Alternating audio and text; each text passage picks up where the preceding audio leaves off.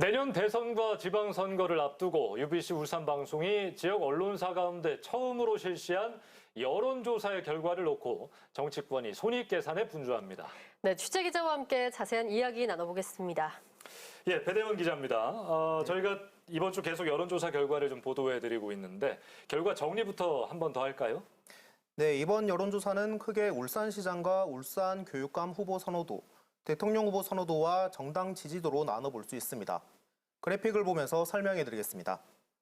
울산시장 후보 선호도에선 국민의힘 박맹우 전 시장이 1위로 나타났고 민주당 출신인 송철호 현 시장이 2위, 그리고 정가윤 전 국회 부의장, 이채익 국회의원, 김종훈 전 국회의원 순입니다.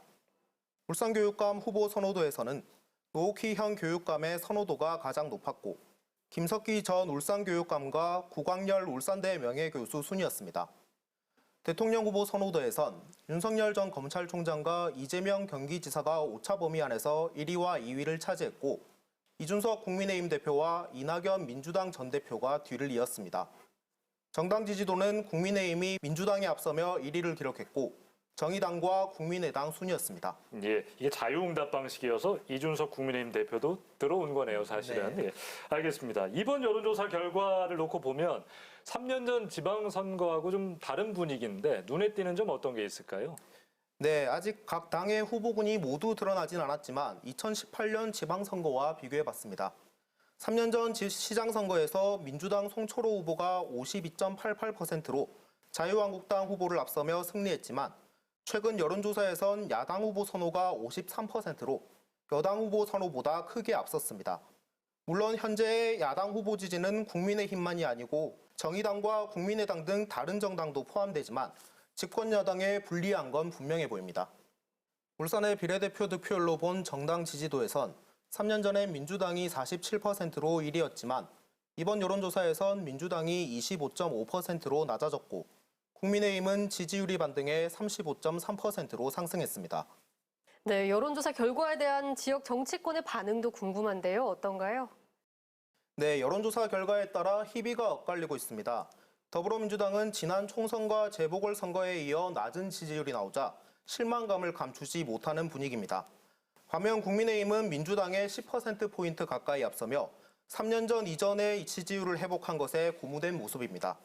진보 진영에선 정의당만 지지율 4.1%를 기록했을 뿐 진보당과 노동당은 1%의 지지율을 차지한 그 외 정당에 포함돼 존재감이 미미했습니다. 예. 네, 지방선거가 이제 1년도 채 남지 않았는데요. 앞으로 울산 지역 정치 지형 좀 전망해 본다면요?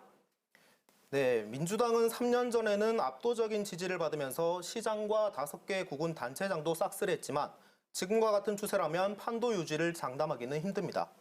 지방선거가 아직 11개월 정도 남아있어 예측하기엔 이르다고 말하면서도 민주당은 수성 전략을, 국민의힘 등은 반격을 취하는 모습입니다.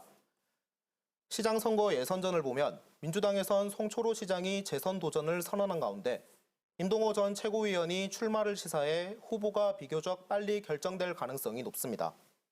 국민의힘 후보는 이번 조사에선 박맹우 전 시장이 일단 선호도에서 가장 높게 나타났지만 후보군이 많아 본선 후보가 되기 위한 당내 경선 과정에서 치열한 경쟁이 예상됩니다. 본선 후보가 현재의 지지세를 흡수할 확장성을 얼마나 가지고 있느냐가 중요할 것으로 전망됩니다. 네. 또 민주당 측은 민생 회복에 집중해 잃어버린 지지율을 되찾는 데 주력할 것으로 보입니다.